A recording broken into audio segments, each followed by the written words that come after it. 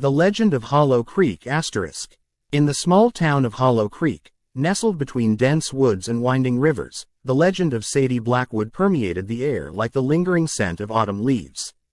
Every year, as the days grew shorter and the chill of fall set in, the stories resurfaced around bonfires and in dimly lit basements. Sadie, a young girl who vanished over 50 years ago, remained an enigma, a whispered ghost in the town's collective memory. Sadie had been known for her bright smile and laughter that danced on the wind. One fateful night, on Halloween, she disappeared while trick-or-treating. The townsfolk scoured the woods, but she was never found. The mystery of her disappearance became the indelible mark on Hollow Creek, giving rise to an assortment of urban legends. Some said she was taken by a witch who lived deep in the forest, others that she had met a tragic fate at the hands of a vengeful spirit. But the most chilling tale told of Sadie's restless spirit, destined to wander the woods, luring children to join her in the afterlife. It was the beginning of October when a group of friends, emboldened by bravado and seasonal excitement, decided to investigate the truth of the legend. Mia, Lucas, Emma, and Jake gathered at Mia's house, their voices punctuated by laughter and the animated banter typical of teenagers.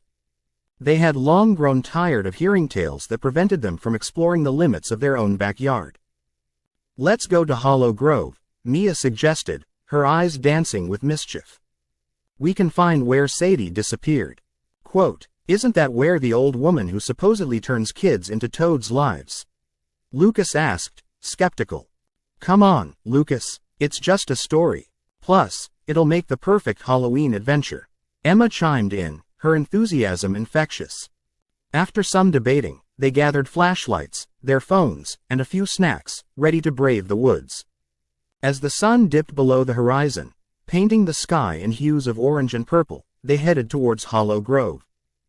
The air grew thick with the scent of damp earth and decaying leaves as the path twisted into the darkened woods. The jokes and laughter faded, replaced by the rustling of branches and the occasional hoot of an owl, sending a shiver down their spines. "Do we really think any of this is true?" Jake asked, trying to sound nonchalant. "No way," Mia replied, though her confidence wavered. "It's just a story, right?" They reached a clearing, deep in the woods, where a large oak stood like a sentinel. According to legend, it was here that Sadie had seen something in the shadows before she vanished.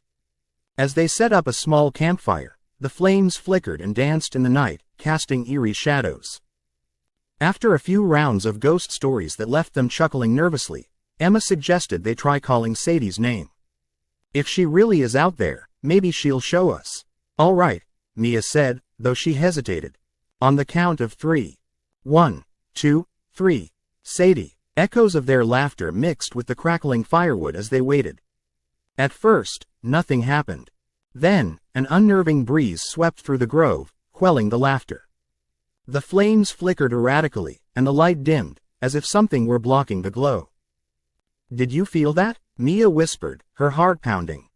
Emma laughed, though it sounded hollow. "It's just the wind." Just then, a figure darted between the trees beyond the clearing, too swift to discern. Lucas pointed, his voice trembling. "What was that?" Before they could debate, a soft voice floated through the air, sweet and sorrowful, as if carried on the wind. "Help, me? Did you hear that?" Mia's voice cracked, her pulse racing. They all nodded, fear gnawing at their resolve. The voice repeated, closer this time. "Help, me? Let's go," Emma declared, adrenaline pumping through their veins, as they turned towards the sound. They ventured deeper into the woods, following the voice, anxiety gnawing at their hearts. Darkness swallowed them, and the trees loomed around them like ancient sentinels guarding forgotten secrets. The chilling wind whispered through the branches, and the voice sang again, drawing them deeper still. Suddenly, they stumbled into a grove, a place transformed by an ethereal, ghostly glow. At the center was a circle of flowers, blooming despite the cold. In the heart of the circle, a girl with long, dark hair stood, her eyes wide, glowing like silver under the moonlight. It was Sadie Blackwood. "Help, me," she pleaded, her voice echoing with ancient sadness. Fear gripped their chests as they realized they were ensnared. We want to help you," Mia stammered, feeling an inexplicable pull towards the apparition.